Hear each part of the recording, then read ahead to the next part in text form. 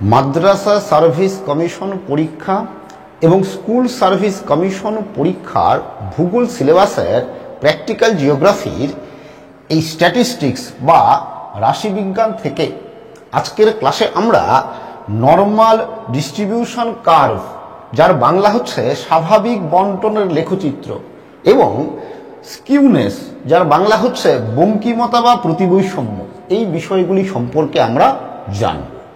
ওকে, দেখো তো এখানে এই যে নরমাল ডিস্ট্রিবিউশন কার্ভ, তো এই নরমাল ডিস্ট্রিবিউশন কার্ভ জানতে গেলে প্রথমেই আমাদেরকে এই নরমাল ডিস্ট্রিবিউশন কি সেই সম্পর্কে জানতে হবে, তাই তো।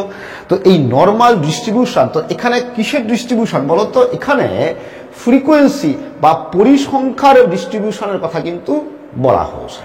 ওকে, যেমন ধরো যে মনে করো তুমি কোনো পপুলেশনের বিভিন্ন তথ্য বা ডেটা সংগ্রহ করলে, ঠিক আছে, সেটা কন্টিনিউয়াস ডেটা হতে হবে। ওকে, তো ধরো তুমি হাইট সংগ্রহ করলে, ওকে, বা পপুলেশনের তুমি ওয়েট সংগ্রহ করলে, ঠিক আছে, তো এগুলো তুমি ডেটা হিসাবে পেলে।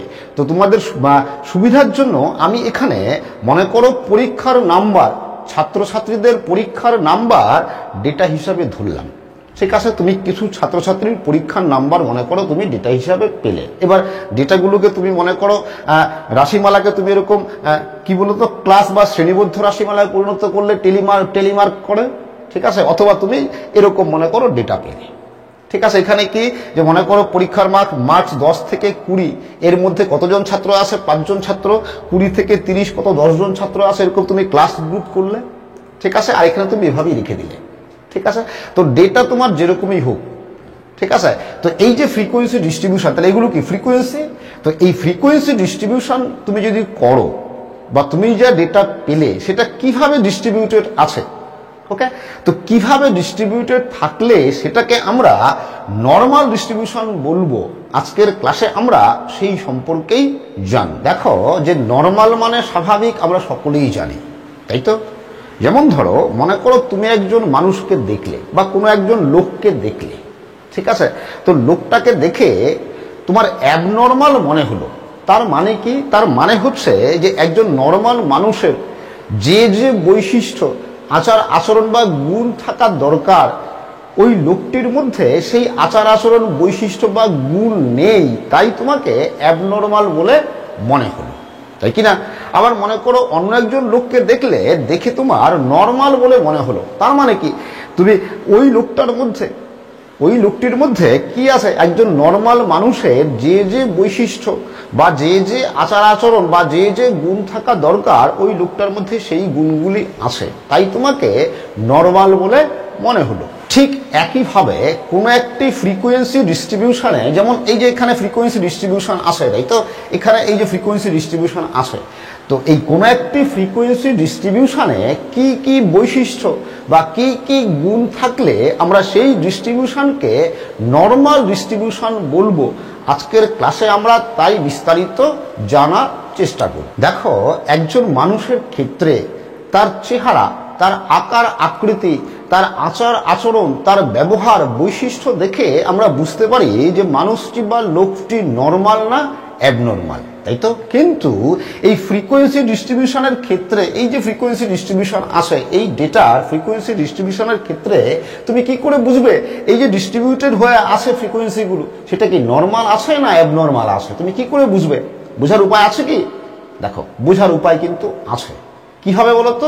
যদি এই যে ফ্রিকোয়েন্সি ডিস্ট্রিবিউশন আছে, এই ফ্রিকোয়েন্সি ডিস্ট্রিবিউশনগুলো দিয়ে যদি আমরা কোনো লেখচিত্র বা গ্রাফ অঙ্কন করি, ওকে, তাহলে সেই গ্রাফ দেখে সেই গ্রাফ বিশ্লেষণ করে আমরা বুঝতে পারবো এই ফ্রিকোয়েন্সি ডিস্ট্রিবিউশনটা নরমাল না অ্যাবনর্মাল অবস্থায় আছে।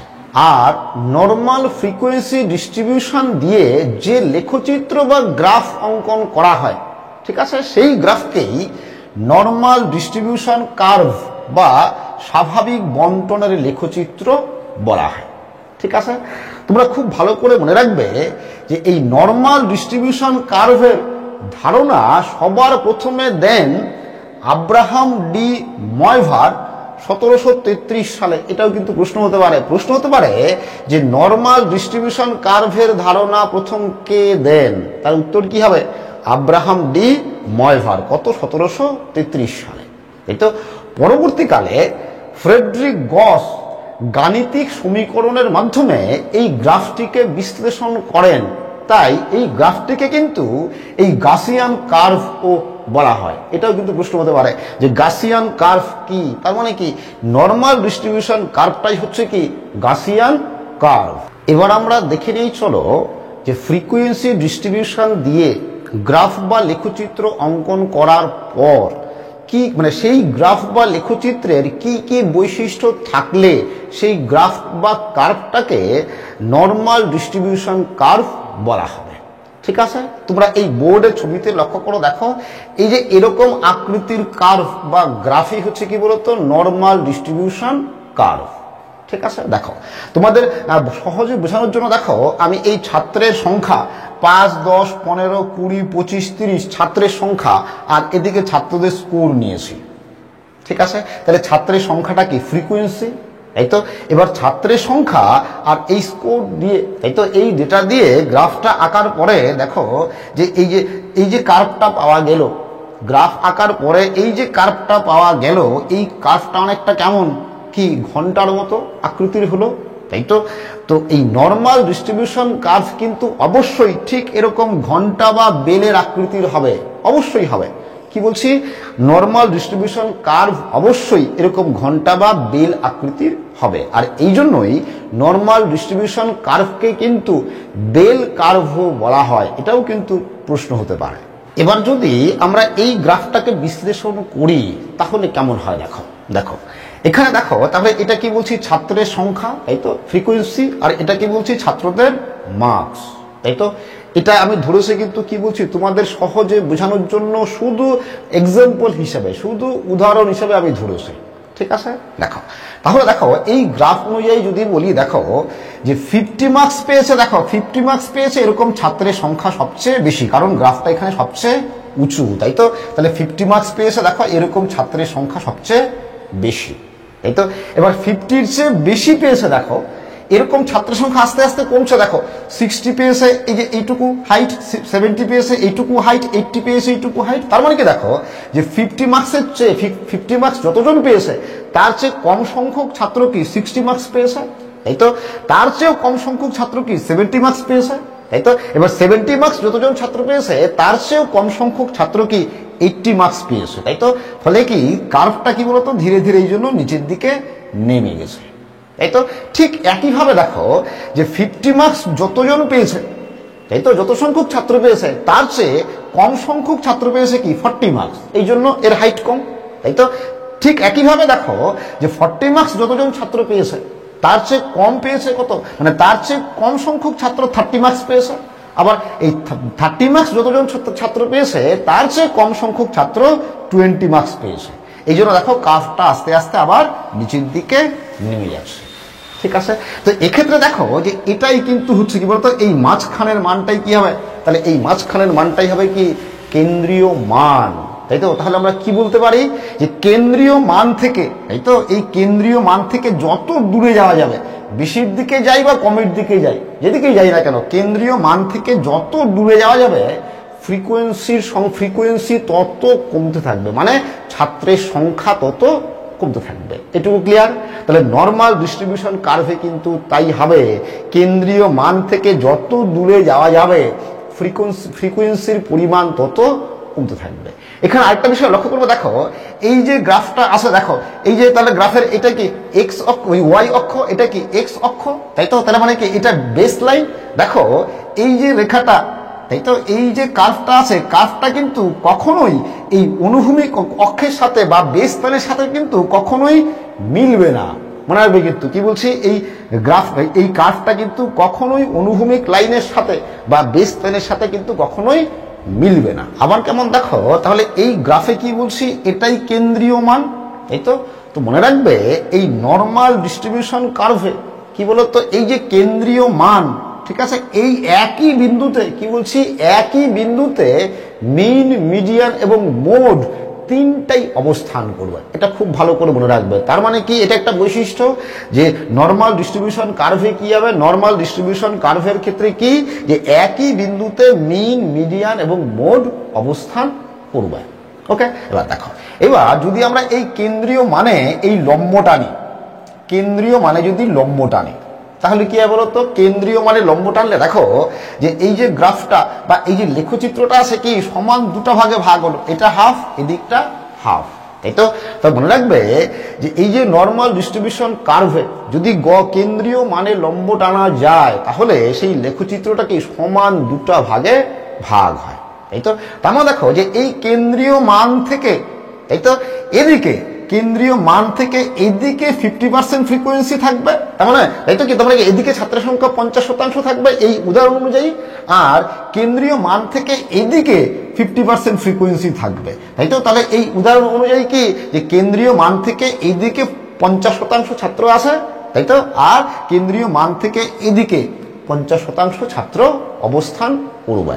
এছাড়াও দেখো যে নর্মাল ডিস্ট্রিবিউশনের ক্ষেত্রে মনে রাখবে, নর্মাল ডিস্ট্রিবিউশনের ক্ষেত্রে একটি মাত্র মোড থাকবে। খুব ইম্পর্টেন্ট, কিন্তু প্রশ্ন হতে পারে যে নর্মাল ডিস্ট্রিবিউশনের মোডের সংখ্যা কয়টি? কি বলছি, মোডের সংখ্যা থাকবে একটি।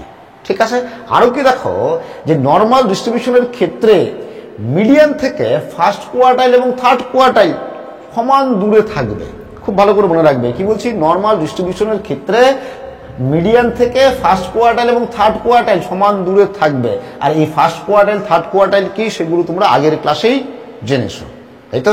এরপর দেখো যে স্কিউনেসের মান হবে 0। তার মানে কি, যে নর্মাল ডিস্ট্রিবিউশনের ক্ষেত্রে স্কিউনেসের মান হবে 0, এটা মুখস্থ রাখবে। এটাও কিন্তু প্রশ্ন হতে পারে। আর স্কিউনেস কি সেটা কিছুক্ষণ পরে আবার বুঝিয়ে দিচ্ছি। আরো কি দেখো যে এই কার্টোসিসের মান হবে 0.263, এটাও কিন্তু মুখস্থ রাখতে হবে যে কার্টোসিসের মান নর্মাল ডিস্ট্রিবিউশনের ক্ষেত্রে কার্টোসিসের মান কত হবে, কত হবে 0.263। তো এগুলো ছাড়াও আরো কিছু তথ্য আছে। দেখো দেখো এই যে এখানে দেখো, এখানে এই যে 50 মান আছে, তাই তো? এখানে মনে করো স্ট্যান্ডার্ড ডেভিয়েশন 0, ঠিক আছে? এখানে মনে করো স্ট্যান্ডার্ড ডেভিয়েশন +1, এখানে মনে করো স্ট্যান্ডার্ড ডেভিয়েশন +2, এখানে মনে করো স্ট্যান্ডার্ড ডেভিয়েশন +3। ঠিক একইভাবে এখানে মনে করো যেহেতু কমছে, এখানে মনে করো স্ট্যান্ডার্ড ডেভিয়েশন -1, এখানে মনে করো স্ট্যান্ডার্ড ডেভিয়েশন -2, এখানে মনে করো স্ট্যান্ডার্ড ডেভিয়েশন -3।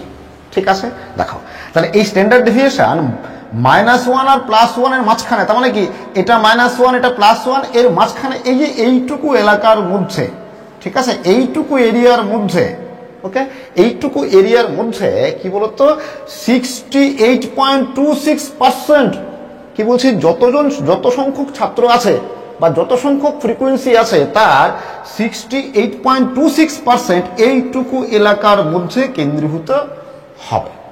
ক্লিয়ার হলো? তার মানে কি, আমরা এখানে কি দেখছি, আমরা এখানে ডিসপারশন দেখছি, তাই তো, যে কতটা ছড়িয়ে ছিটিয়ে থাকছে, তাই কিনা? তাহলে কি বলছি, যে স্ট্যান্ডার্ড ডেভিয়েশন -1 আর +1 এর মাঝখানে কত 68.26% ফ্রিকোয়েন্সি বা ছাত্রের সংখ্যা থাকবে। ঠিক আছে, দেখো এবার স্ট্যান্ডার্ড ডেভিয়েশন -2 আর +2, মানে এই যে এই পুরো এলাকাটা, মানে এখান থেকে আর এখান থেকে গ্রুপ সম্পূর্ণ এলাকা, এই এভাবে চিহ্নিত করেছি, সম্পূর্ণ এলাকা দেখো যে 95% ফ্রিকোয়েন্সি থাকবে, তাই তো? বা 95% ছাত্রই অবস্থান করবে কোথায়, এই স্ট্যান্ডার্ড ডেভিয়েশন -2 আর +2 এর মধ্যে। তার মানে এই গোটা এরিয়াটা যদি বলি তাহলে কত, 95%।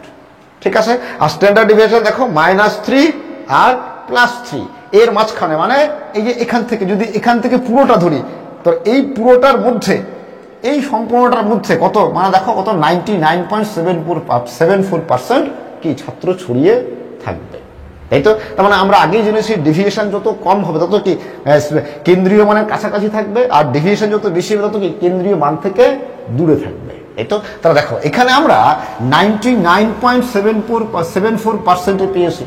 এরপরে কিন্তু বাকিটা রেখেছি কি, যেহেতু এখানে কি হচ্ছে, যেহেতু গ্রাফের কার্ভের এটা মিশেনি, তাই তো, কিছু বেস প্যানের সাথে মিলিত হয়নি, তাই তো, ফলে বাকি পার্সেন্টেজটা এই দুই দিকে হওয়ার সম্ভাবনা আছে। তো আশা করি তোমরা বুঝতে পেরেছো। আজকের ক্লাস আমি এখানেই শেষ করছি। তোমরা সবাই ভালো থাকবে, সুস্থ থাকবে, আবার দেখা হবে পরের ক্লাসে।